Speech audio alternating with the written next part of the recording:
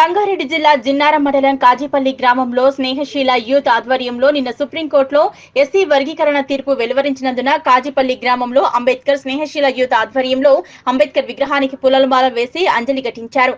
సుదీర్ఘ కాలంగా పోరాటం చేసిన మందకృష్ణ మాదిగ మరియు కుల సంఘాల నాయకులకు మరియు ప్రధానమంత్రి నరేంద్ర మోదీకి ప్రత్యేకమైన ధన్యవాదాలు తెలిపారు.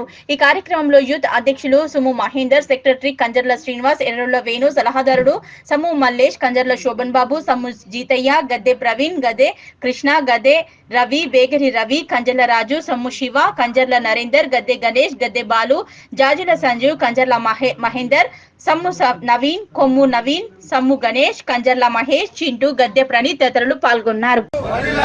అంబేద్కర్ సిద్ధాంతాలు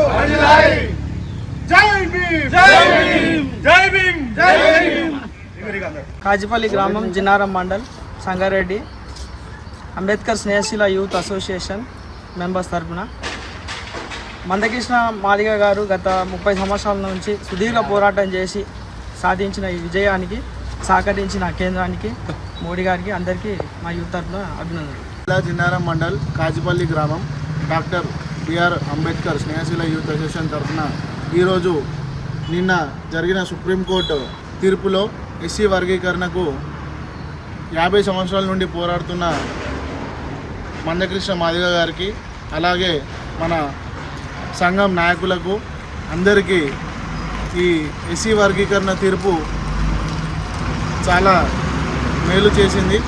అందరికీ ఎస్సీ వర్గీకరణకు అందరూ కృషి చేసినందుకు కేంద్ర ప్రభుత్వంలో కృషి చేసిన నరేంద్ర మోడీ గారికి, రాష్ట్ర ప్రభుత్వం తరఫున నిన్న ఆ వర్గీకరణ తీర్పు రాగానే జాబ్ క్యాలెండర్లో దాన్ని అమలు చేస్తామని మన ముఖ్యమంత్రి రేవంత్ రెడ్డి గారు చెప్పినందుకు ఆయనకు, మరి మాజీ ముఖ్యమంత్రి వర్యులు కేసీఆర్ గారు కూడా ఒక లేఖ రాసి ఇవ్వడం జరిగింది. వారందరికీ మేము మా యూత్ తరఫున అభినందనలు తెలుపుతున్నాము. ఇది ప్రతి ఎస్సీ కులంలో ఉన్నవారికి, ప్రతి ఒక్కరికి, అలాగే ముఖ్యంగా విద్యార్థులకు, చదువుకునే వారికి, భావితరాలకు ఉద్యోగాల్లో కానీ విద్యలో కానీ చాలా మేలు చేస్తుందని అందరం కోరుకుంటున్నాము. ఈ ఎస్సీ వర్గీకరణ తీర్పుని సుప్రీంకోర్టు తీర్పు ఇచ్చినందుకు మేమందరం చాలా సంతోషం వ్యక్తం చేస్తున్నాము.